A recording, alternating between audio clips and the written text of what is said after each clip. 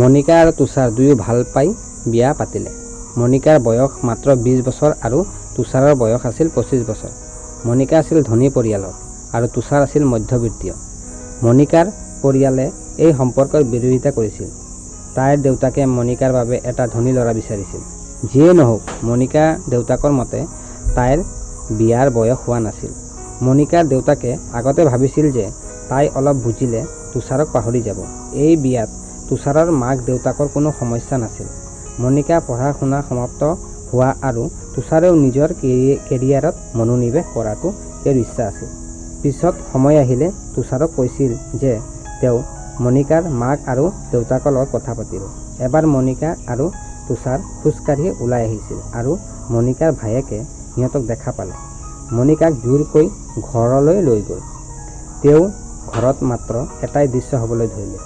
মণিকাক ঘৰৰ পৰা ওলাই যোৱাত বাধা দিলে। অৱশেষত এনেকুৱা পৰিস্থিতি দেখি দুয়ো পলায়ন কৰি বিয়া পাতিলে। মণিকাৰ পৰিয়ালৰ সদস্যই তাইৰ সৈতে সকলো সম্পৰ্ক ভাঙি পেলালে।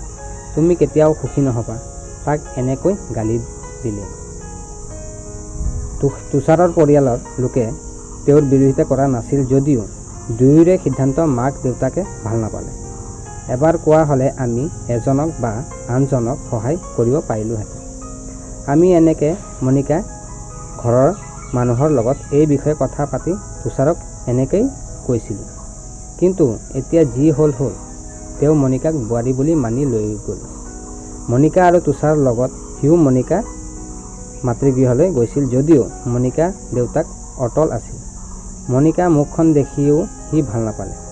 মাকৰ দেউতাকৰ বিৰুদ্ধে যাবলৈ সাহস নাছিল। এতিয়া মাকক সম্পূৰ্ণৰূপে মণিকালৈ এৰি দিয়া হৈছিল। লাহে লাহে মণিকাক তুষাৰৰ ঘৰত থকাৰ দৰে অনুভৱ কৰিবলৈ ধৰিলে। এতিয়া তেওঁ যি আছে সেয়া ইয়াতেই আছে। তেওঁ এই কথা বুজি পাইছে। মণিকা ডাঙৰ হৈছে, ডাঙৰ আদৰ সাদৰেৰে। তাই কোনো কামত অভ্যস্ত নাছিল। তুষাৰৰ মাকে অৰ্থাৎ মণিকাৰ শাহুৱেকে জানিছিল সকলো ঠিকে চলি আছিল, কিন্তু ভাগ্যৰ মনত বেলেগ কিবা এটা চলি আছিল। কেনেবাকৈ সিহঁতৰ বিয়া 1 বছৰ পাৰ হৈ গ'ল। তুষাৰে দুৰ্ঘটনাত পতিত হৈ পৃথিৱী এৰি থৈ গ'ল। সকলোৰে ওপৰত দুখৰ পাহাৰ ভাঙি গ'ল। কম বয়সতে পুত্ৰৰ মৃত্যুৰ বাবে তুষাৰৰ পিতৃয়ে এক প্ৰচণ্ড মানসিক জোকাৰণিৰ সন্মুখীন হ'বলগীয়া হ'ল। মণিকাও সম্পূৰ্ণৰূপে ভাঙি গৈছে। তেওঁৰ ঘৰখন আৰম্ভ হৈছিল মাত্ৰ। মণিকা মাতৃৰ ককায়েকো এই কথা গম পালে।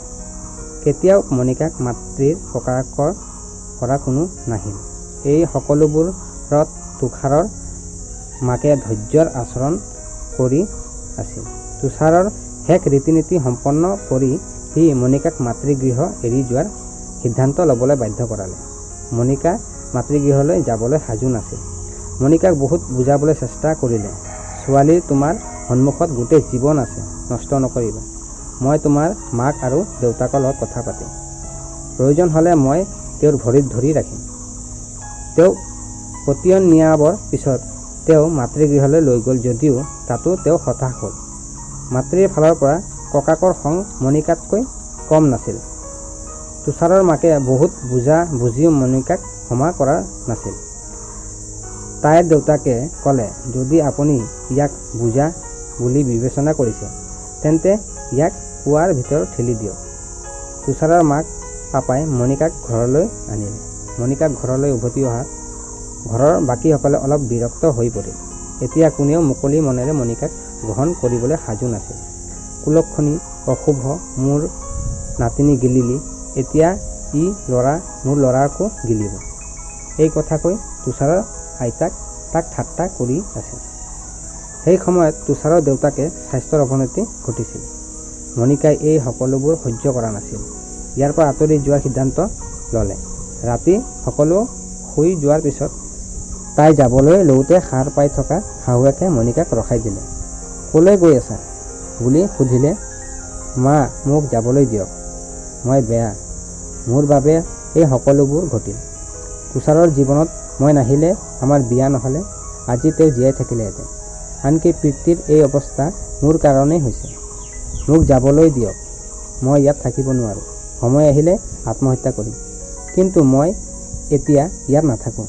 চিৰিয়াছলি ক'বলৈ গ'লে এই ঘৰখনৰ সকলো সুখ মোৰ ইয়ালৈ অহাৰ পিছত নাইকিয়া হৈ গৈছে। মোৰ ইয়াত থকাৰ কোনো অধিকাৰ নাই। মনিকা কান্দি কান্দি সকলো কথা কৈ আছিল। শাহুৱেকে প্ৰথমে তাইক শান্ত কৰিলে। মনিকা, তোমালোক দুয়োৰে লগ নোপোৱা হ'লে তেতিয়াহ'লে তোমালোকৰ বিয়া নহ'লেহেঁতেন। সেইদিনা সেই ট্ৰাক চালকজনে মদ্যপান কৰি গাড়ী চলোৱা নহ'লে মোক লৈ যোৱা হ'লে বহু আছে ল'ৰা, আৰু এতিয়া এই সকলোবোৰ কথা ভাবিবলৈ সময় পাৰ হৈ গ'ল। তুষাৰ মোৰ ল'ৰা আছিল। এই সকলোবোৰত মোৰ অৱস্থা কি হ'ব এবাৰ হ'লেও ভাবিছেনে? সি নাই এতিয়াও তুমি মোক এৰি গুচি যাবা? মনিকা, তুমি মোৰ ওপৰত বুজা আছিলা। সেইবাবে মই তোমাক তোমাৰ মাতৃগৃহত পেলাবলৈ যোৱা নাছিলোঁ। তোমাৰ সন্মুখত গোটেই জীৱনটো আমি কোনোবাকৈ গুচি গ'লে জীয়াই থাকোঁ, আৰু তোমাৰ সন্মুখত গোটেই জীৱনটো কোনোবাই গুচি গ'লে আমি জীয়াই থকাটো বন্ধ কৰিব নোৱাৰোঁ। ইয়াতকৈ তাতকৈ বেছি সুখী হ'বা, কাৰণ ইয়াৰ তুষাৰ স্মৃতিয়ে তোমাক সদায় আঘাত দিব। আগতে তাই এনেকৈ ভাবিছিল, কিন্তু এৰি দিয়ক, যি হ'ল সেয়া হ'ল। এতিয়া তুমি পঢ়া শুনা সম্পূৰ্ণ কৰিবা, মই তোমাৰ লগত আছোঁ, আৰু মই সেইবোৰৰ বাবে চিন্তা কৰিবলৈ তাত আছোঁ। কেৱল তোমাৰ সমৰ্থনৰ প্ৰয়োজন নহয় ল'ৰা। এই সকলোবোৰত তুষাৰৰ বিদায়ক লৈ সকলোৱে চিন্তিত হৈ পৰিল। সকলোৰে কথা কোৱাৰ ধৰণ বেলেগ বেলেগ। তোমাৰ দুখটো মই বহুত ভালকৈ বুজিব পাৰিছোঁ, কিন্তু এতিয়া তুমি সাৱধান হ'ব লাগিব। মানুহে কোৱা কথাবোৰ আওকাণ কৰিব লাগিব, অধ্যৱসায়ীভাৱে পঢ়িব লাগিব।